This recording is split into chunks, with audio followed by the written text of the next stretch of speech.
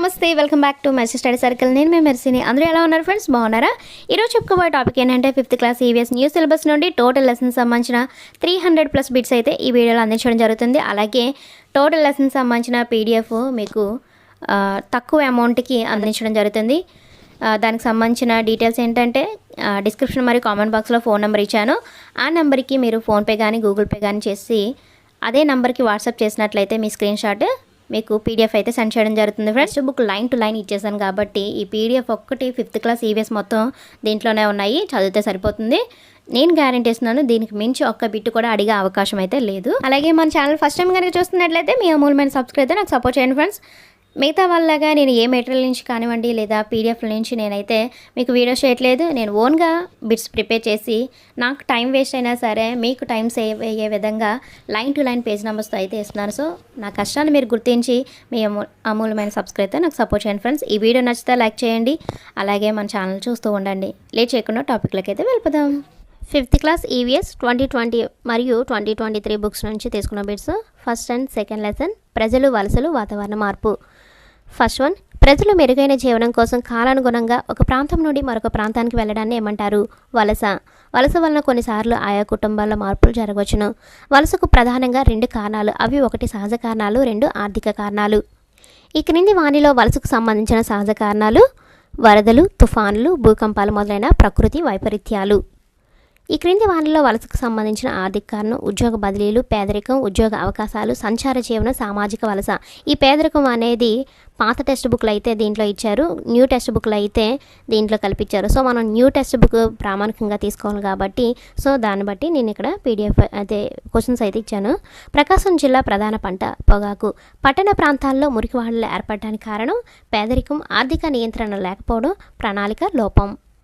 వృత్తాకారంలో గీయబడిన ఒక రేఖా చిత్రం pie chart. ఇది అంకెలను భాగాల రూపంలో సూచించడానికి ఉపయోగపడుతుంది. ఒక కుటుంబ వారి ఆదాయాన్ని ఏ అంశాల కోసం అంటే అవసరాలు, సౌకర్యాలు, విలాసాలు మరియు ఇతరములు ఖర్చు చేశారో తెలియజేసే పట్టికను ఏమంటారు? బడ్జెట్ లేదా కుటుంబ పద్దు. పొదుపు వలన కలిగే ప్రయోజనం అత్యవసర పరిస్థితుల్లో ఉపయోగపడుతుంది, ఆర్థిక స్వాతంత్రం ఇస్తుంది, ఖర్చు తగ్గిస్తుంది. పొదుపు వలన కలిగే ప్రయోజనాలు ఇవి.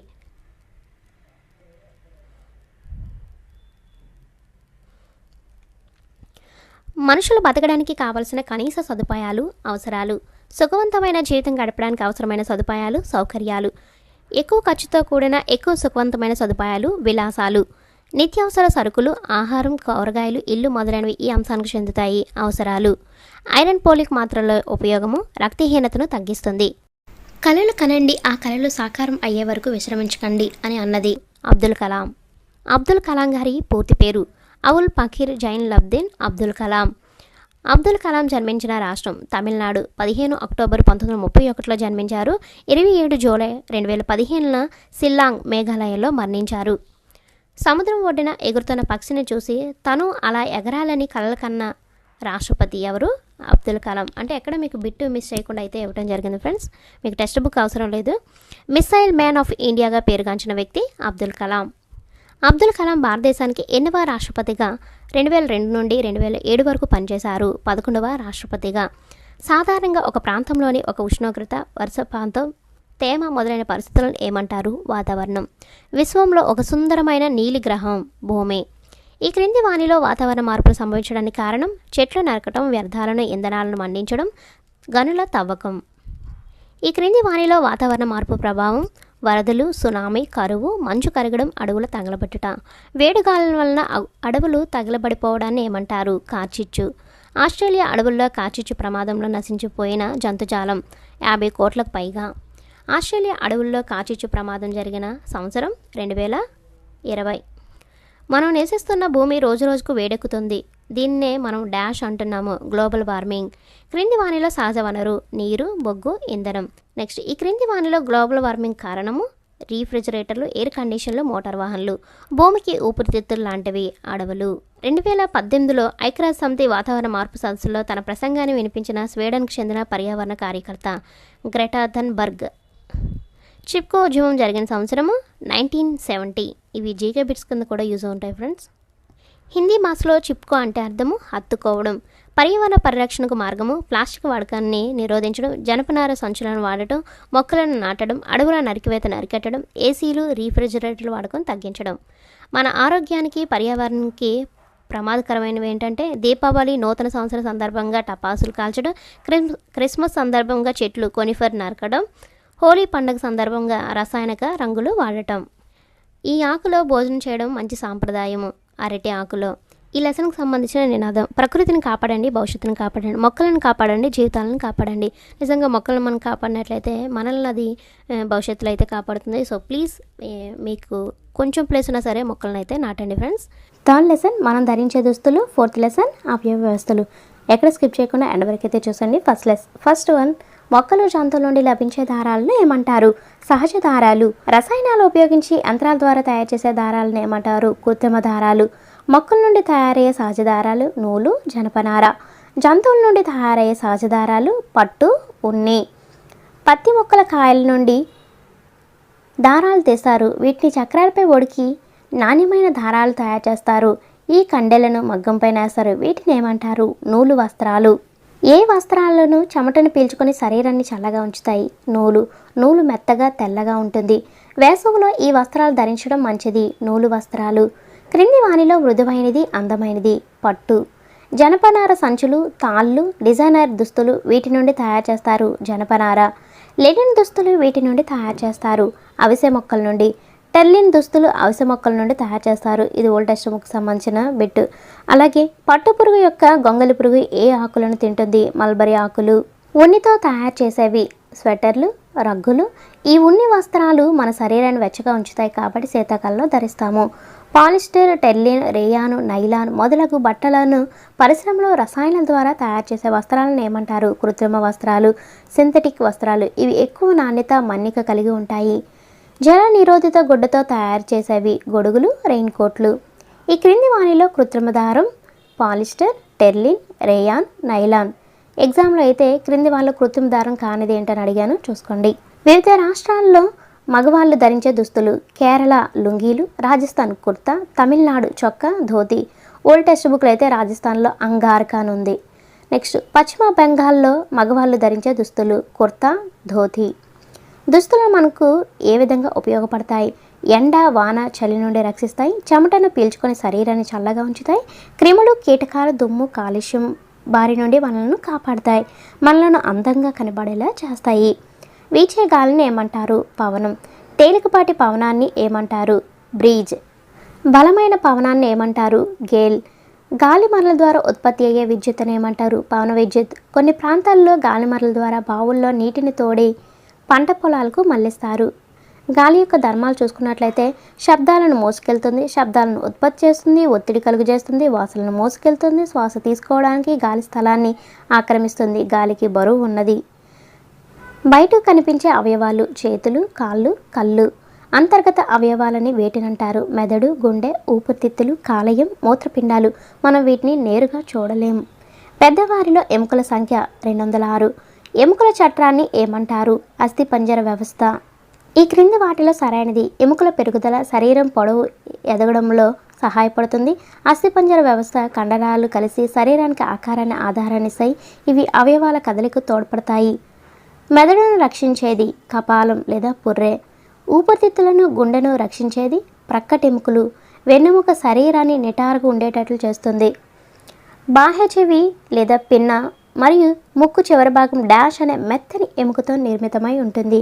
మృదులాస్థి. సంక్లిష్టమైన ఆహార పదార్థాలు జీర్ణరసాల్లో ఉండే ఎంజైమ్ల సహాయంతో రక్తంలోనికి శోషించబడే సరళ పదార్థాలుగా మారడాన్ని ఏమంటారు? జీర్ణక్రియ. మన శరీరంలో చిన్న ప్రేగు పొడవు 6 మీటర్లు. పని చేసేటప్పుడు, ఆటలు ఆడేటప్పుడు, నిద్రపోయేటప్పుడు మనకు తెలియకుండానే నిరంతరం గాలిని పీల్చుకొని విడిచిపెడుతూ ఉంటాం. దీనిని ఏమంటారు? శ్వాసక్రియ. ముక్కు, గాలిగొట్టం, ఊపిరితిత్తులు ఈ వ్యవస్థలోని భాగాలు. శ్వాస వ్యవస్థ.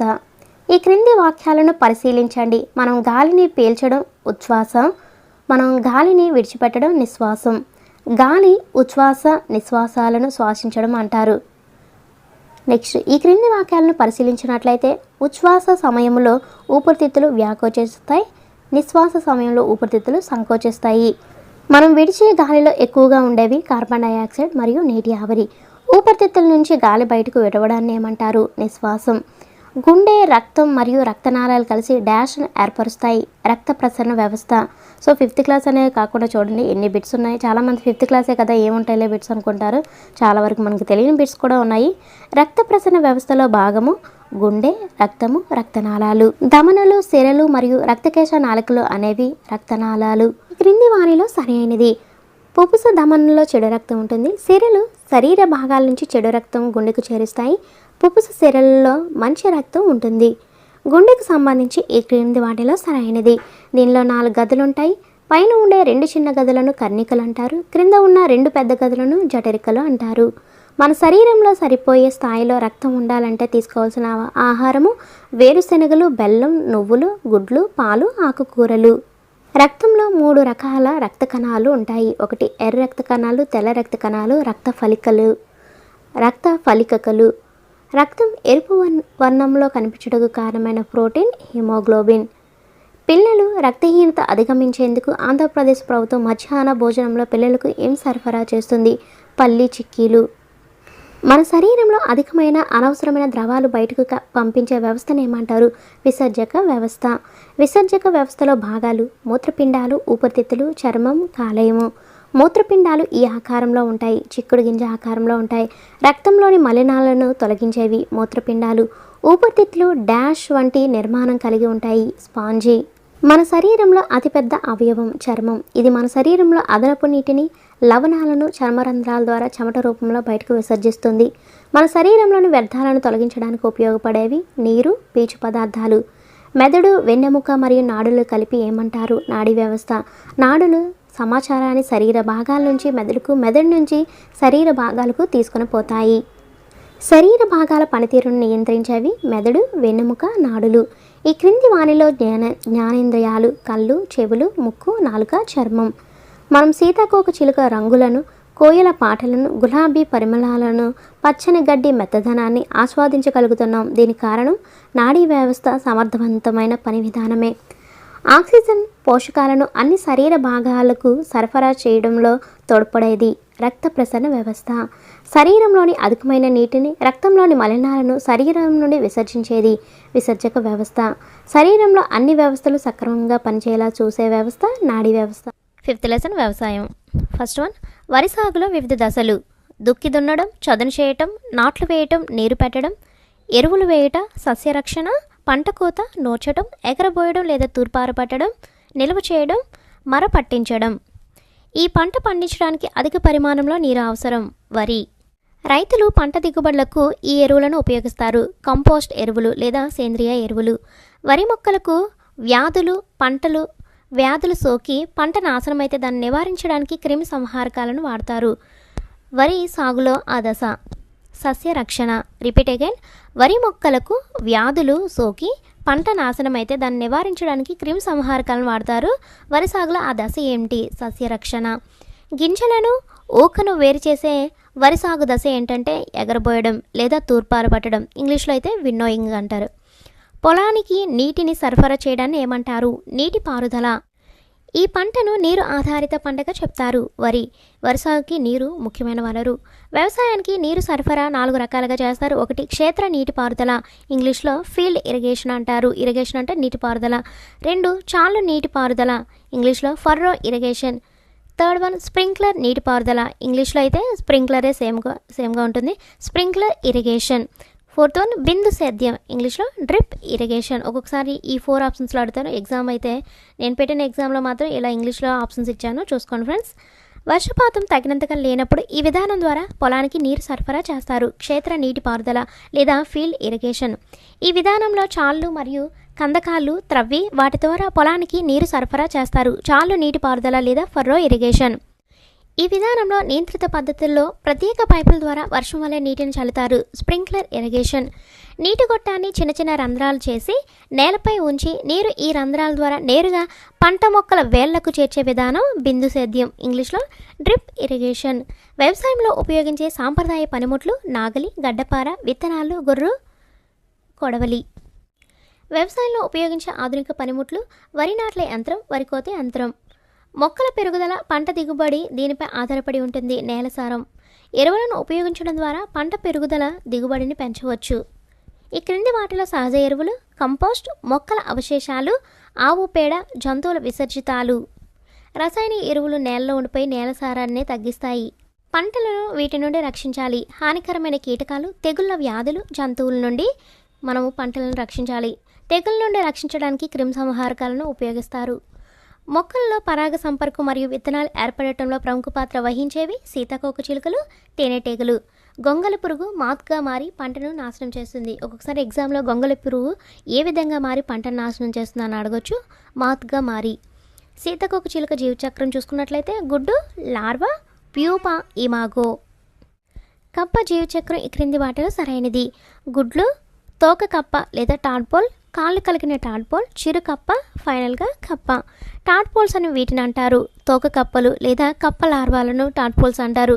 కప్పలు టాడ్పోల్గా ఉన్నప్పుడు వీటిని తిని నీటిని శుభ్రంగా ఉంచడంలో సహాయపడతాయి. శైవలాలను తిని నీటిని శుభ్రంగా ఉంచడంలో సహాయపడతాయి. కప్పలు వీటిని ఆహారంగా తీసుకుంటాయి. దోమలు, ఇతర క్రిములు, కీటకాలు. ఇది 2020 టెక్స్ట్ బుక్ నుండి అయితే ఈ బిట్ ఉంది. పర్యావరణం దెబ్బతినడం గురించి తెలియజేయడంలో మంచి సూచికలుగా ఉపయోగపడేవి సీతాకోకచిలుకలు మరియు కప్పలు. వీటిని మనం రక్షించుకోకపోతే మొక్కల ఆవరణ వ్యవస్థపై ప్రభావం చూపి చివరగా ఆహారపు గొలుసు విచ్ఛిన్నమవుతుంది. సీతాకోకచిలుకలు మరియు కప్పలు. క్రిమి సంహారకాలు ఉపయోగించడం వలన వీటి ఉనికి దెబ్బతింటుంది. ఒక్కొక్కసారి ఎగ్జామ్లో క్రిమి సంహారకాలు ఉపయోగించడం వలన వేటి ఉనికి దెబ్బతింటుంది అని అడగొచ్చు. సీతాకోకచిలుకలు మరియు కప్పలు. రసాయనాల కాలుష్యానికి ఎక్కువగా ప్రభావితం అయ్యేవి సీతాకోకచిలుకలు మరియు కప్పలు. పొలాల్లో దిష్టిబొమ్మలు పెట్టడం వరి సాగు ఈ దశలో ఒక పద్ధతి. సస్య రక్షణ. క్రిమి సంహారకాలు చల్లేటప్పుడు రైతులు పాటించవలసిన జాగ్రత్తలు: చేతికి తొడుగులు, కళ్ళజోళ్ళు, మాస్కులు, బూట్లు, దుస్తులు ధరించాలి. తినడం లేదా త్రాగటం అనేది చేయకూడదు. క్రిమి సంహారక డబ్బాలు, స్ప్రేయర్లు కారకుండా జాగ్రత్త పడాలి. గాలికి వ్యతిరేక దిశలో పిచికారీ చేయకూడదు. రైతులు అధిక దిగుబడుల కోసం పురుగు మందులు, రసాయన ఎరువులు విచక్షణారహితంగా ఉపయోగించడం వల్ల వచ్చే వ్యాధి కాన్సర్. సేంద్రియ వ్యవసాయంలో రైతులు వేటిని సేంద్రియ ఎరువులుగా ఉపయోగిస్తారు? పశువుల వ్యర్థాలు, వర్మీ కంపోస్ట్, నూనె చెక్క, జీవ వ్యర్థాలు. దీన్నే ZBNF అంటారు. ZBNF అనగా జీరో బడ్జెట్ నేచురల్ ఫార్మింగ్. సేంద్రియ వ్యవసాయం వలన ఉపయోగం చూసుకున్నట్లయితే పర్యావరణం పరిరక్షించబడుతుంది, కాలుష్యాన్ని తగ్గిస్తాయి, నీటిని పొదుపు చేస్తాయి, నేల కోతను తగ్గిస్తాయి, తక్కువ శక్తిని ఉపయోగించుకుంటాయి మరియు నేల సారాన్ని పెంచుతాయి. ధాన్యాన్ని నిల్వ చేసేటప్పుడు తీసుకోవాల్సిన జాగ్రత్తలు ఏంటి? ధాన్యాన్ని ఎండబెట్టి నిల్వ చేసే గదిలో గాలి, వెలుతురు ఉండేటట్లు చూడాలి. నిల్వ చేసే ముందు పురుగు మందులు చల్లి గదిని శుభ్రం చేయాలి. కీటకాలు, ఎలుకలు గింజలను తినకుండా గదులను ఎత్తైన స్థలంలో ఉండేటట్లు చూడాలి. మన రాష్ట్రంలో ముఖ్యమైన ఆహార పంట వరి. ఎంత శాతం మంది ప్రజల ప్రధాన వృత్తి వ్యవసాయము? 62%. ఈ క్రింది వారిలో చిరుధాన్యాలు: కొర్రెలు, అండు కొర్రెలు, సామలు, అరికెలు, ఊదలు. ఈ చిరుధాన్యాలు మన రాష్ట్రంలో పండిస్తున్నారు. వరి, గోధుమ, చిరుధాన్యాలు ఉత్పత్తి చేయడంలో భారతదేశం ఎన్నవ స్థానంలో ఉంది? 2వ స్థానంలో. సంతులిత ఆహారంలో తగిన పరిమాణంలో ఉండే పోషకాలు: ప్రోటీన్స్, క్రొవ్వులు, పిండి పదార్థాలు, విటమిన్లు, ఖనిజ లవణాలు. మనకు శక్తినిచ్చే ఆహారంలో ముఖ్యమైనవి కార్బోహైడ్రేట్స్, పిండి పదార్థాలు. పిండి పదార్థాలకు వనరులుగా వీటిని చెప్పుకోవచ్చు: వరి, గోధుమ, జొన్నలు, మొక్కజొన్న, చిరుధాన్యాలు, బంగాళదుంప, బెల్లం, చిలగడదుంప.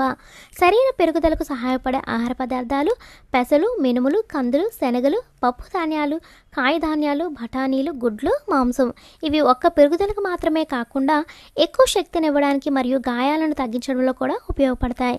ఈ క్రింది వాటిలో పోషకాలు కలిగిన ఆహార పదార్థం చూసుకున్నట్లయితే రాగి సంకటి, జొన్న రొట్టెలు, పల్లి చిక్కీ. సరైన నిష్పత్తిలో అన్ని పోషకాలను కలిగి ఉన్న ఆహారాన్ని ఏమంటారు? సమతుల్య ఆహారం. 1 కిలో వరి ఉత్పత్తి చేయడానికి అవసరమైన నీరు 3000 నుంచి 5000 లీటర్లు. ప్రపంచ ఆవరణ వ్యవస్థలో నిర్వాహకులు రైతులు. 6th లెసన్ నీరు ఎంతో విలువైనది. మన గ్రామాల్లో ప్రధానమైన నీటి వనరులు చెరువులు, నూతులు, బోరుబావులు. వర్షపు నీటిని నిల్వ చేయడానికి చెరువులు నిర్మిస్తాం. నదుల్లో నీరు నిల్వ చేయడానికి ఆనకట్టలు మరియు జలాశయాలను నిర్మిస్తారు. జలాశయాల్లో నీటి మట్టం పెంచడానికి నదీ వాలుకు అడ్డుగా నీటిని నిల్వ చేయడానికి నిర్మించబడిన అడ్డుకట్టను ఏమంటారు? ఆనకట్ట. నీటి వనరులకు ముఖ్యమైన జలవనరు వర్షం.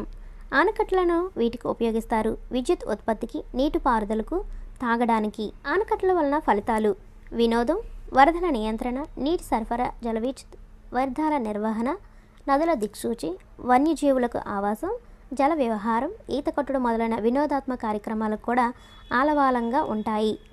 మన రాష్ట్రంలో ప్రధానమైన నదులు కృష్ణా, గోదావరి.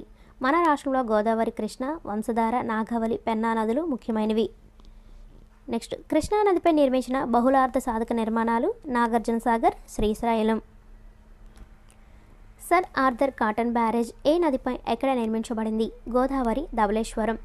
ధవళేశ్వర ఆనకట్ట వేటి మధ్యలో నిర్మించారు? తూర్పు గోదావరి జిల్లా ధవళేశ్వరం, పశ్చిమ గోదావరి జిల్లా విజయేశ్వరం మధ్యలో.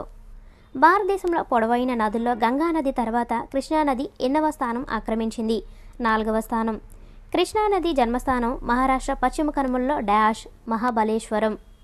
కృష్ణానది పొడవు సుమారు 1400 కిలోమీటర్లు. దీన్ని కృష్ణవేణి అని కూడా అంటారు. మన రాష్ట్రంలో కృష్ణానది ఏ జిల్లాల గుండా ప్రవహిస్తుంది? కర్నూలు, గుంటూరు, నంద్యాల, పల్నాడు, బాపట్ల, ఎన్టీఆర్, కృష్ణా. కృష్ణానదికి ఉపనదులు. ఈ లెసన్ చాలా ఇంపార్టెంట్ అండి, జీకేకి చాలా యూజ్ ఉంటుంది.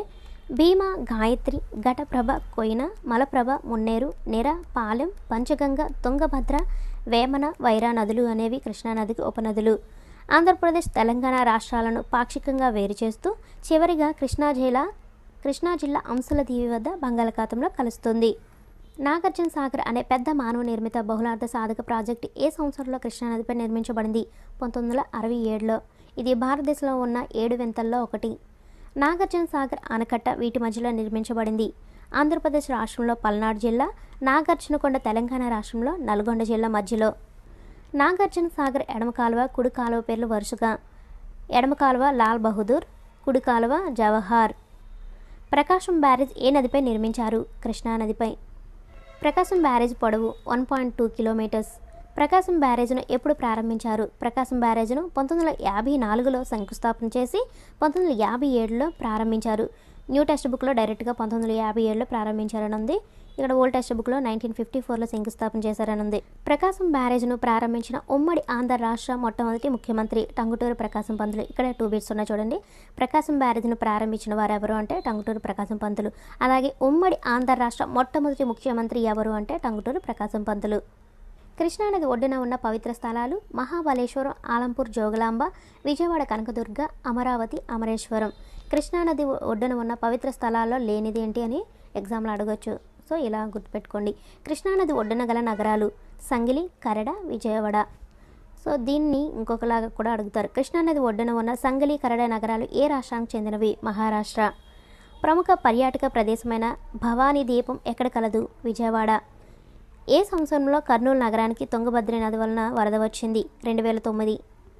ఏ సంవత్సరంలో మరలా కృష్ణానది పొంగడం వలన కృష్ణా, గుంటూరు జిల్లాల్లో అనేక ప్రాంతాలు నీట మునిగాయి? 2019లో. అంటే 10 ఇయర్స్ గ్యాప్లోనే మరలా జరిగింది ప్రమాదం. ఈ క్రింది వాక్యాలను పరిశీలించినట్లయితే అధిక వర్షపాతం వలన వచ్చేవి వరదలు, చాలా తక్కువ లేదా వర్షం పడకపోవడం వలన సంభవించేవి కరువులు.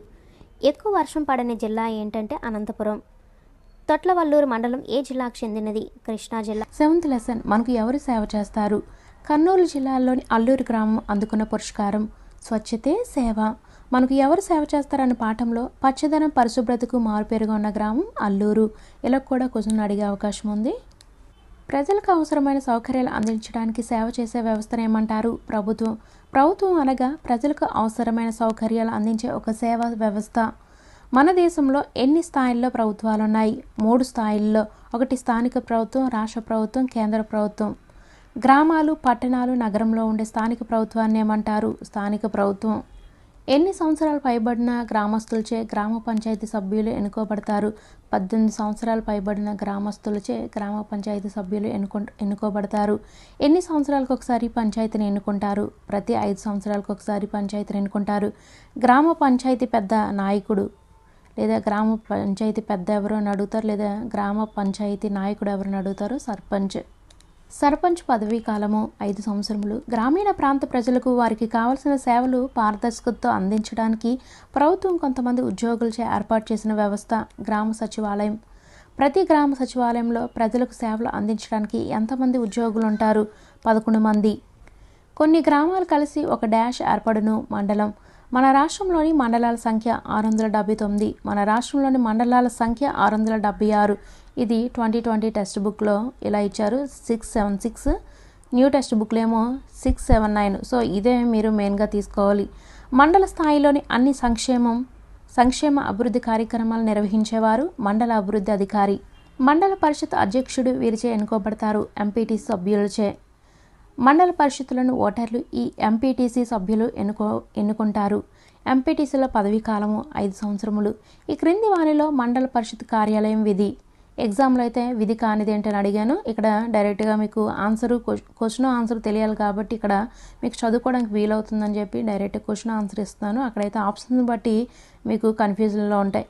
ప్రాథమిక విద్య అందేలా చూస్తుంది. రక్షిత మంచినీరు అందిస్తుంది. వ్యవసాయం, పశువుల పెంపకం, చేపల పెంపకం, కోళ్ల పరిశ్రమ అభివృద్ధి, రోడ్లు, నీటిపారుదల నిర్మాణం మరియు మరమ్మతులు, రక్షిత మంచినీరు అందించడం, ఆరోగ్యం, మహిళా శిశు సంక్షేమం, మురుగునీటి సౌకర్యం. మహిళా శిశు సంక్షేమం కోసం పనిచేసే కార్యాలయం మండల పరిషత్ కార్యాలయం. శాంతి భద్రతలను కాపాడే మండల స్థాయి ప్రభుత్వ సంస్థ పోలీస్ స్టేషన్. దీనికి తహసీల్దార్ అధిపతి. మండల రెవెన్యూ కార్యాలయం. కుల ధృవీకరణ, ఆదాయ ధృవీకరణ పత్రాలను జారీ చేసే మండల స్థాయి ప్రభుత్వ సంస్థ మండల రెవెన్యూ కార్యాలయం. రైతులకు పట్టాదారు పాస్ పుస్తకాలు మంజూరు చేసే మండల స్థాయి ప్రభుత్వ సంస్థ ఏంటి? మండల రెవెన్యూ కార్యాలయం. ఇలా ఇండివిజువల్గా అడుగుతారు, సో చూసుకోండి. మండల రెవెన్యూ కార్యాలయం యొక్క విధి. సో ఇక్కడ ఇంకా ఉండిపోయినవి ఏవో ఉన్నాయో అవి కూడా ఇచ్చేసాను. వెట్టి చాకరీ చేసే ప్రజలను విముక్తి చేయటం, భూ సంబంధిత సమస్యలను పరిష్కరించడం, ఎన్నికలు నిర్వహించడం. ఎగ్జామ్లో విధి కానిది ఏంటని అడుగుతూ ఉంటాను. తల్లి బిడ్డ సంక్షేమం పథకంలో భాగంగా సురక్షితమైన కాన్పులకు బాధ్యత వహించే మండల స్థాయి ప్రభుత్వ సంస్థ ప్రాథమిక ఆరోగ్య కేంద్రం. పొదుపు మరియు డిజిటల్ లావాదేవీలను చూడటం, రైతులకు రుణాలు అందించడం ఈ మండల స్థాయి ప్రభుత్వ సంస్థ. బ్యాంక్. క్రింది వారిలో మండల విద్యా వనరుల కేంద్రం యొక్క విధి. బడి ఈడుగల పిల్లలను పాఠశాలను నమోదు చేస్తారు. బడిలో చేరిన పిల్లలందరికీ నాణ్యమైన విద్య అందేలా పాఠశాలను పర్యవేక్షిస్తారు. మధ్యాహ్న భోజన పథకం బాగా అమలు అయ్యేలా చేస్తారు. ఈ క్రింది వారిలో పశు వైద్యశాల యొక్క విధి ఏంటి? పశువుల ఆరోగ్యం సంరక్షిస్తారు. గాయపడిన జంతువులకు వైద్యం అందిస్తారు. జంతువుల నుండి మనుషులకు సోకే వ్యాధులను గుర్తించి వాటికి నివారణ చర్యలను చేపడతారు. కొన్ని మండలాలు కలిసి ఒక డాష్గా ఏర్పడుతుంది, జిల్లాగా ఏర్పడుతుంది. మన రాష్ట్రంలో ఎన్ని జిల్లాలు ఉన్నాయి? 26. 13 జిల్లా పరిషత్తులు. ఓల్డ్ టెక్స్ట్ బుక్లో అదే 2020 టెక్స్ట్ బుక్లో అయితే 13 జిల్లాలని ఇచ్చారు. సో న్యూ టెక్స్ట్ బుక్ అంటే 2023లో అయితే మరలా కొన్ని యాడ్ చేయడం జరిగింది. అంటే జిల్లాలు మరలా డివైడ్ చేశారు కాబట్టి 26 జిల్లాలు అయితే ప్రజెంట్ ఉన్నాయి. జిల్లా పరిషత్ అధ్యక్షులు వీరిచే ఎన్నుకోబడతారు. జడ్పీటీసీ సభ్యులచే ఎన్నుకోబడతారు. మండలంలోని ఓటర్లు ఈ జడ్పీటీసీ సభ్యులను ఎన్నుకుంటారు. జడ్పీటీసీ సభ్యులను ఎన్నుకునేది మండలంలోని ఓటర్లు, అయితే జిల్లా పరిషత్ అధ్యక్షులను ఎన్నుకునేది జడ్పీటీసీ సభ్యులు అన్నమాట. జిల్లాలోని అన్ని ప్రభుత్వ సంస్థల కార్యకలాపాలను పర్యవేక్షించేది కలెక్టర్. పట్టణాలు, నగరాల్లోని స్థానిక ప్రభుత్వాలను ఏమంటారు? పురపాలక, నగరపాలక సంస్థలు అంటారు. మన రాష్ట్రంలో నగరపాలక, పురపాలక సంస్థలు వరుసగా నగరపాలక సంస్థలు 16, పురపాలక సంస్థలేమో 74. పురపాలక సంఘానికి అధిపతి చైర్పర్సన్, నగరపాలక సంస్థకు అధిపతి మేయర్. నగరపాలక, పురపాలక సంస్థల విధులేంటి? చెత్తను శుభ్రం చేయడం, వ్యర్థాలను తొలగించడం, వీధి దీపాల ఏర్పాటు, జనన మరణాల నమోదు, గృహాలు, పార్కుల నిర్మాణము, ఆసుపత్రుల ఏర్పాట్లు, రోడ్ల నిర్మాణం, మరమ్మతులు, నిర్వహణ, రక్షిత మంచినీటి సౌకర్యం కల్పించడం. రాష్ట్ర ప్రభుత్వంలో వీరి సలహా మేరకు మంత్రిమండలిని నియమించేది ఎవరు? ముఖ్యమంత్రి సలహా మేరకు మంత్రిమండలి నియమించేది గవర్నర్. రాష్ట్ర ప్రభుత్వంలో ముఖ్యమంత్రి సలహా మేరకు మంత్రిమండలిని నియమించేది గవర్నర్. రాష్ట్రంలో ప్రజలందరి బాధ్యత తీసుకునేది రాష్ట్ర ప్రభుత్వం. ఆంధ్రప్రదేశ్ ప్రస్తుత గవర్నర్ ఎవరు? ఎస్ అబ్దుల్ నజీర్. భారతదేశ రాజ్యాంగాధిపతి రాష్ట్రపతి. మన రాష్ట్రపతి ద్రౌపది ముర్ము. ప్రధానమంత్రిని నియమించేది రాష్ట్రపతి. కేంద్ర ప్రభుత్వంలో వీరి సలహా మేరకు మంత్రిమండలిని నియమించేది. కేంద్ర ప్రభుత్వంలో అయితే ప్రధానమంత్రి సలహా మేరకు మంత్రిమండలిని నియమించేది రాష్ట్రపతి. సో ఇలా క్వశ్చన్స్ అడుగుతూ ఉంటారు. మీకు టెక్స్ట్ బుక్ మొత్తం కంప్లీట్గా అయితే ఇచ్చేసాను, అందులో ఎటువంటి డౌట్ లేదు. మీరు ఈ బిట్స్ చదివితే టెక్స్ట్ బుక్ చదివేసినట్టే. కేంద్ర ప్రభుత్వం అందించే సేవలేంటి? తపాలా, రైల్వే, టెలికాం, విమానాశ్రయాలు, ప్రకృతి వైపరీత్యాల నిర్వహణ. ఈ క్రింది వాక్యాలను పరిశీలించినట్లయితే రాష్ట్రంలో అత్యున్నత న్యాయ వ్యవస్థ హైకోర్టు, దేశంలో అత్యున్నత న్యాయ వ్యవస్థ సుప్రీంకోర్టు. 8th లెసన్ ప్రపంచాన్ని చూసి వద్దాం. 9th లెసన్ ప్రమాదాలు, ప్రథమ చికిత్స. ఫస్ట్ వన్, విదేశాలకు వెళ్ళడానికి ప్రధానమైన రవాణా వ్యవస్థలు వాయు మార్గాలు, జల మార్గాలు. ప్రయాణించడానికి తక్కువ ఖర్చుతో కూడుకున్న మార్గాలు జల మార్గాలు. క్రింది వానిలో విదేశాలకు వెళ్ళటానికి కారణం ఏంటి? ఉన్నత చదువుల కోసం, వివిధ ప్రదేశాల సందర్శన కోసం, క్రీడల్లో పాల్గొనడం కోసం, ఉద్యోగరీత్యా, వ్యాపార రీత్యా. మన దేశం నుండి విదేశాలకు ఎగుమతి అవుతున్న పండ్లు మామిడి, అరటి, దానిమ్మ. ఎగ్జామ్లో ఎగుమతి కాని పండ్లు ఏంటని అడగొచ్చు. విదేశాల నుండి మనం దిగుమతి చేసుకుంటున్న పండ్లు kiwi, dragon fruit, durian fruit. ఎగ్జామ్లో కూడా దిగుమతి చేసుకుంటున్న పండ్లలో లేనిదని అడిగాను, చూసుకోండి. మన ప్రదేశంలో దొరికే లేదా తయారు చేసే ఉత్పత్తులు లేక సరుకులు అధికంగా ఉంటే అవి ఇతర ప్రదేశాలకు పంపబడతాయి. ఈ పద్ధతిని ఏమంటారు? ఎగుమతి. ఈ ఎగుమతి ద్వారా విదేశీ కరెన్సీ అనేది లభిస్తుంది. ఇది ఆయా దేశాల ఆర్థిక వృద్ధికి సహాయపడుతుంది. ఎగుమతి. మనం కావలసిన సరుకులను ఇతర ప్రాంతాల నుంచి చేసుకునేది దిగుమతి. పివి సింధు పూర్తి పేరేంటి? పూసర్ల వెంకట సింధు. ఒలింపిక్ క్రీడల్లో భారతదేశం తరపున 2016లో ఒలింపిక్స్లో రజత పథకాన్ని సాధించిన మొదటి భారతీయ మహిళ ఎవరు? పివి సింధు. ఇక్కడ మరొక 2 క్వశ్చన్స్ ఉన్నాయి, చూడండి. ఒలింపిక్ క్రీడల్లో భారతదేశం తరపున ఏ సంవత్సరంలో ఒలింపిక్స్లో రజత పథకాన్ని పివి సింధు సాధించింది? ఇలాగ అడగొచ్చు. మరొకలా కూడా అడగొచ్చు. భారతదేశం తరపున 2016లో ఒలింపిక్స్లో పివి సింధు సాధించిన పథకం ఏంటి అని అడగొచ్చు. రజత పథకం. సో ఒక క్వశ్చన్ని 10 రకాలుగా మనం డివైడ్ చేసుకొని చదివినట్లయితే కంటెంట్ అనేది మన మైండ్లో ఉంటుంది. సో నెక్స్ట్ క్వశ్చన్ చూద్దాం. ఏ సంవత్సరంలో పివి సింధు ప్రపంచ బ్యాడ్మింటన్ ఛాంపియన్షిప్లో బంగారు పథకాన్ని సాధించింది? 2019.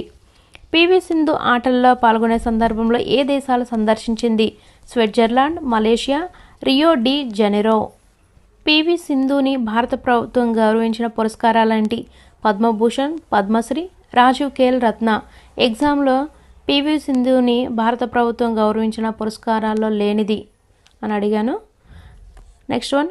ప్రఖ్యాత బ్యాడ్మింటన్ క్రీడాకారిణి అయిన పివి సింధుకు రాష్ట్ర ప్రభుత్వం ఏ ఉద్యోగం ఇచ్చి గౌరవించింది? Deputy collector. ఆంధ్ర కాశ్మీర్గా పేరు పొందిన ప్రాంతం లంబసింగ్. ఆంధ్ర కాశ్మీర్గా పేరు పొందిన లంబసింగ్ ఏ జిల్లాలో ఉంది? విశాఖ జిల్లాలో. ప్రపంచాన్ని గ్లోబల్ విలేజ్గా మార్చిన అంశాలేంటి? రవాణా వ్యవస్థ, సమాచార వ్యవస్థ. ఇవి ప్రమాదకరం. కిక్కిరిసిన ఆటోల్లో ప్రయాణించడం, బస్సులపైకి ఎక్కడం, వేగంగా మోటార్ వాహనాలు నడపడం, బస్ ఫుట్బోర్డ్పై ప్రయాణం. ప్రమాదాలు జరగకుండా తీసుకునే చర్యలను ఏమంటారు? భద్రతా చర్యలు. ఎవరికైనా అనుకోని సంఘటనల వలన గాయాలు కావడాన్ని ఏమంటారు? ప్రమాదాలు. దీనిపై ప్రయాణం ప్రమాదకరం. ఫుట్బోర్డ్. వైకల్యం ఉన్న విద్యార్థుల కోసం డాష్ని నిర్మించాలి. ర్యాంప్. 2020 టెక్స్ట్ బుక్ చూసుకున్నట్లయితే రైలింగ్ అని ఉంటుంది. సో మీరు ఆప్షన్స్ కన్ఫ్యూజ్ అవ్వద్దు. మీకు ఆప్షన్స్లో ఏది ఇస్తే అది మీరు ఐడెంటిఫై అయితే చేయండి ఫ్రెండ్స్. రోడ్లపైన దాటడానికి డాష్ను ఉపయోగించాలి. Zebra crossings. రోడ్డు ప్రమాదాలు నివారించడానికి ప్రతి ఒక్కరూ పాటించవలసిన నిబంధనలు: బస్ ఫుట్ బోర్డుపై ప్రయాణం చేయరాదు, కారులో వెళ్ళేటప్పుడు సీట్ బెల్ట్ ధరించాలి, కదులుతున్న వాహనాల నుండి దిగరాదు లేదా దూకరాదు. సాధారణంగా ఏ కారణాల వల్ల ప్రమాదాలు జరుగుతాయి? మితిమీరిన వేగం, అజాగ్రత్తగా నడపడం, సెల్ ఫోన్లో మాట్లాడుతూ వాహనాలు నడపడం. సాధారణంగా ఏ కారణాల వల్ల ప్రమాదాలు జరుగుతాయి? మద్యం తాగి వాహనం నడపడం, మనుషుల నిర్లక్ష్యం, అజాగ్రత్త, సిగ్నల్ దగ్గర ఆగకపోవడం.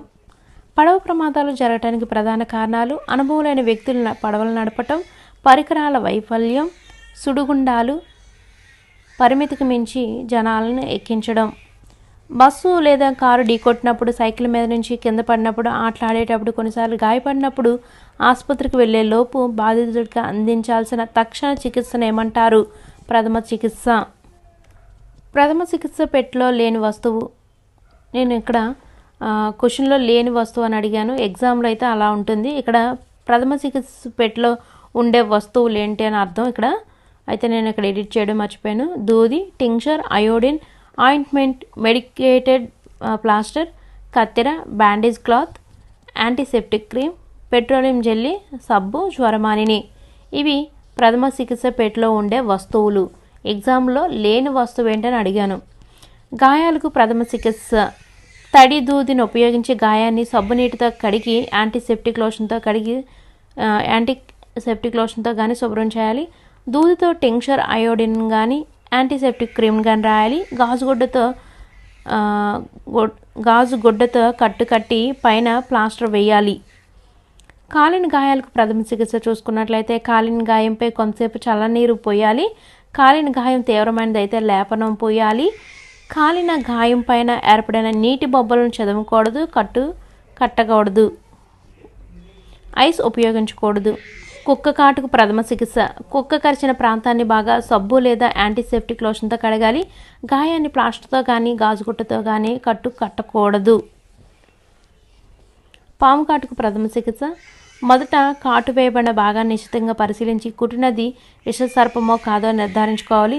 సాధారణంగా పాము కాటుకు గురైన వ్యక్తి భయంతో స్పృహ తప్పి పడిపోతాడు. అతని భయం తగ్గించేలా మనం మాట్లాడాలి. విషం శరీరంలో ఇతర భాగాలకు వ్యాపించకుండా ఒక గుడ్డతో గాయం పై భాగంలో గట్టిగా కట్టాలి. పాము కరిచిన వ్యక్తి అచేతనంలోకి పోకుండా చూడాలి. తేలు కుట్టినప్పుడు ప్రథమ చికిత్సగా గాయాన్ని దేనితో కడగాలి? సబ్బు నీరుతో. వైద్య సేవల కొరకు, పోలీసు, అగ్ని ప్రమాదాల నివారణల కొరకు 24 గంటలు అందుబాటులో ఉండే సేవలను ఏమంటారు? అత్యవసర సేవలు. ఎమర్జెన్సీ ఫోన్ నెంబర్ చూసుకున్నట్లయితే 108. మనకు ఉచితంగా వైద్య సలహాలు అందించడానికి భారత ప్రభుత్వం ఏర్పాటు చేసిన ఫోన్ నెంబరు 104. పోలీసు నుండి లభించే అత్యవసర ఉచిత సేవ 100. క్రింది వాటిలో ప్రకృతి విపత్తులు చూసుకున్నట్లయితే భూకంపాలు, తుఫాన్లు, వరదలు. క్రింది వాటిలో కరోనా కోవిడ్-19 వ్యాధి యొక్క ప్రధాన లక్షణాలు చూసుకున్నట్లయితే జ్వరం, దగ్గు, శ్వాస తీసుకోవడంలో ఇబ్బందులు. 10th లెసన్ భారత స్వాతంత్ర్యోద్యమం. 11th లెసన్ అవర్ నుండి అంతరిక్షానికి. ఈ 2 లెసన్స్తో అయితే ఇది కంప్లీట్ అయిపోతుంది ఫ్రెండ్స్. ఫస్ట్ వన్ భారత స్వాతంత్ర్య దినోత్సవం ఆగస్టు 15. భారతదేశంలో నెలకొల్పిన ప్రాచీన విశ్వవిద్యాలయాలు నలంద, తక్షశిల. ఒక వ్యక్తి లేదా ఒక సందర్భానికి గౌరవ శోషణగా నిర్మించబడిన ఒక విగ్రహం లేదా భవనాన్ని ఏమంటారు? చారిత్రక కట్టడం. తాజ్మహల్, ఎర్రకోట, హవా మహల్, సాంచి స్తూపం మొదలైనవి కొన్ని చారిత్రక కట్టడాలు. వాస్కోడిగామా ఏ దేశస్థుడు? పోర్చుగీస్. వాస్కోడిగామా ఏ సంవత్సరంలో భారతదేశానికి సముద్ర మార్గాన్ని కనుగొన్నాడు? 1498. వీటికి సంబంధించిన కోర్స్ అయితే ఇయర్స్ ఏ విధంగా గుర్తుపెట్టుకోవాలో కోర్స్ అయితే చెప్పాను. దాని యొక్క లింక్ డిస్క్రిప్షన్ మరియు కామెంట్ బాక్స్లో పెట్టాను ఫ్రెండ్స్. అవి చూసిన తర్వాత ఈ లెసన్ అయితే నేర్చుకోండి. బాగా ఇయర్స్ అనేవి గుర్తుంటాయి. భారతదేశానికి వర్తకం కోసం వచ్చిన వారి వరుస క్రమం: పోర్చుగీస్ వారు, డచ్ వారు, ఫ్రెంచ్ వారు, బ్రిటిష్ వారు. చూడండి, ఇవి గుర్తుపెట్టుకోవాలంటే ఫస్ట్ పోడా ఎక్కడికి? పోడా అంటే పో అంటే పోర్చుగీస్ వారు, డా అంటే డచ్ వారు. నెక్స్ట్ ఎవరు? ఫ్రెంచ్ వారు, బ్రిటిష్ వారు. మన దేశంలో ఈస్ట్ ఇండియా కంపెనీని స్థాపించిన వారు బ్రిటిష్ వారు. బ్రిటిష్ వారు భారతీయ రాజ్యాలను జయించి ఏ సంవత్సరంలో పాలించడం ప్రారంభించారు? 1757. మొదటి స్వాతంత్ర్య సంగ్రామం 1857. 1857లో భారతదేశంలో వివిధ ప్రాంతాల్లో ప్రజలు బ్రిటిష్ వారిపై తిరుగుబాటు చేశారు. భారత జాతీయ కాంగ్రెస్ ఏర్పడిన సంవత్సరం 1885. మహాత్మా గాంధీజీ స్వాతంత్ర్య పోరాటంలో చేరిన సంవత్సరం 1919. భారత జాతీయ కాంగ్రెస్ భారతదేశాన్ని వదిలి వెళ్లాలని బ్రిటిష్ వారిని డిమాండ్ చేసిన సంవత్సరం 1942. సహాయ నిరాకరణ ఉద్యమం, ఉప్పు సత్యాగ్రహం అనే ఉద్యమాలను చేపట్టిన వారు Mahatma Gandhiji. Do or die అనే నినాదాన్ని ఇచ్చిన వారు Mahatma Gandhiji. Do or die నినాదంతో ప్రారంభించిన ఉద్యమం క్విట్ ఇండియా ఉద్యమం. చివరిగా బ్రిటిష్ వారు మన దేశాన్ని వదిలి వెళ్ళిన తేదీ 1947 ఆగస్ట్ 14. భారత రాజ్యాంగం రూపొందించబడిన తేదీ 1949 నవంబర్ 26. భారత రాజ్యాంగం అమలులోకి వచ్చిన తేదీ 1950 జనవరి 26. గణతంత్ర దినోత్సవం జనవరి 26. జతపరచనండి కింద వాటిని. బ్రిటిష్ పాలన స్థాపన 1757. భారత జాతీయ కాంగ్రెస్ ఆవిర్భావం 1885. స్వాతంత్ర్య పోరాటంలో గాంధీజీ నాయకత్వం 1919. క్విట్ ఇండియా ఉద్యమం 1942. ఇయర్స్ అయితే కోర్స్ చెప్పాను, మర్చిపోకుండా వీడియో డిస్క్రిప్షన్ మరియు కామెంట్ బాక్స్ ఇచ్చాను, చూడండి ఫ్రెండ్స్. బెంగాల్ విభజన 1905. సహాయ నిరాకరణ ఉద్యమం 1920. ఉప్పు సత్యాగ్రహం 1930. యూరోపియన్లో భారత సముద్ర మార్గం కనుగొన్న సంవత్సరం 1498. బ్రిటిష్ పాలనపై ప్రజలు తిరుగుబాటు చేసిన సంవత్సరం 1857.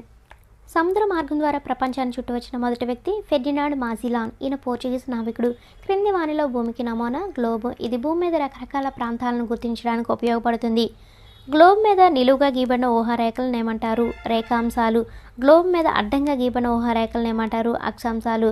కొన్నిసార్లు ఇవి కన్ఫ్యూజ్ అవుతూ ఉంటాము. నిలువుగా అంటే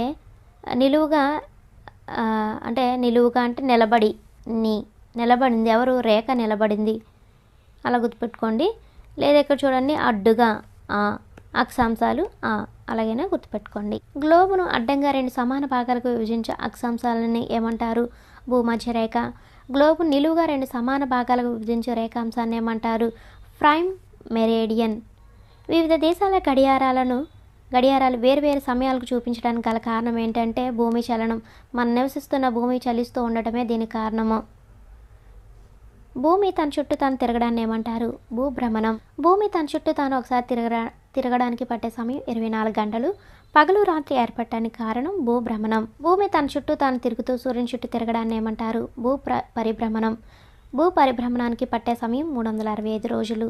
ఋతువులు ఏర్పడటానికి కారణం భూ పరిభ్రమణం. పరిభ్రమణం వల్ల ఋతువుల్లో మార్పులు సంభవిస్తాయి. సూర్యుడు మరియు సూర్యుని చుట్టూ పరిభ్రమిస్తున్న గ్రహాలను కలిపి ఏమంటారు? సౌర కుటుంబం. సూర్యుని కక్షలో ప్లానెట్స్, ఆస్ట్రాయిడ్స్, తోకచుక్కలు, ఇతర పదార్థాలు ఉంటాయి. సూర్య కుటుంబంలో భూమి ఎన్నవ స్థానంలో ఉంది? 3వ స్థానంలో. సూర్యునికి దగ్గరగా ఉండే గ్రహము బుధుడు. సూర్యునికి అతి దూరంగా ఉండే గ్రహము వరుణుడు. సౌర కుటుంబంలో మనకు వేడిని వెలుతురుని ఇచ్చేది సూర్యుడు. సూర్యుని చుట్టూ పరిభ్రమించు ఖగోళ వస్తువులను ఏమంటారు? గ్రహాలు. గ్రహాల చుట్టూ పరిభ్రమించు వాటిని ఏమంటారు? ఉపగ్రహాలు. భూమికి గల ఒకే ఒక సహజ ఉపగ్రహము చంద్రుడు. ఇది భూమి చుట్టూ పరిభ్రమిస్తుంది. చంద్రుడు భూమి చుట్టూ ఒకసారి తిరగడానికి పట్టే సమయం 27 రోజులు. సౌర కుటుంబంలో ఉండే గ్రహాలు బుధుడు, శుక్రుడు, భూమి, అంగారకుడు, బృహస్పతి, శని, యురేనస్, నెప్ట్యూన్. ర్యాకెట్లను ఉపయోగించి అంతరిక్ష కక్షలోకి ప్రవేశపెట్టిన మానవ నిర్మిత ఉపగ్రహాన్ని ఏమంటారు? కృత్రిమ ఉపగ్రహం. భారతదేశపు మొట్టమొదటి కృత్రిమ ఉపగ్రహము ఆర్యభట్ట. భారతదేశం ఆర్యభట్ట ఉపగ్రహాన్ని కక్షలోకి ప్రవేశపెట్టిన సంవత్సరం 1975. Last one.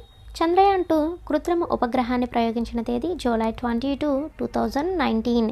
దీనిని శ్రీహరికోటలోని సతీష్ ధావన్ స్పేస్ సెంటర్ నుండి GSLV MKIIM-1 ద్వారా ప్రయోగించారు. దీనిలో ఆర్బిటర్, విక్రమ్ ల్యాండర్ మరియు ప్రజ్ఞాన్ రోవర్ ఉన్నాయి.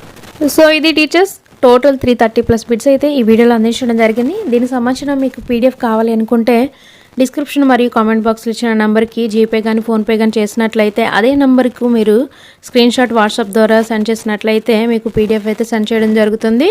ఇలాంటి యూస్ఫుల్ కంటెంట్ మీకు కావాలి అనుకుంటే మీ సపోర్ట్ కూడా ఇవ్వండి ఫ్రెండ్స్. ఫర్దర్గా హయ్యర్ స్టడీస్కి సంబంధించిన PDF కానివ్వండి, వీడియోస్ కానివ్వండి మీకు అందించాలంటే మీ సపోర్ట్ కూడా నాకు ఇవ్వండి ఫ్రెండ్స్. మీరు సపోర్ట్ చేస్తుంటే నాకు ఎంకరేజ్గా ఉంటుంది. ఇంకా మీకు అందించాలనే కుతూహలంతో ఎక్కువగా వీడియోస్ చేయాలనే ఇంట్రెస్ట్ ఉంటుంది. సో ప్లీజ్ మీరు ఫస్ట్ టైం కనుక చూస్తున్నట్లయితే మన ఛానల్ సబ్స్క్రైబ్ చేయడం మాత్రం మర్చిపోద్దు ఫ్రెండ్స్. ఈ వీడియో నచ్చితే లైక్ చేసండి. ఇలాంటి మరెన్నో వీడియోస్ కోసం మన ఛానల్ చూస్తూ ఉండండి. Thank you for watching.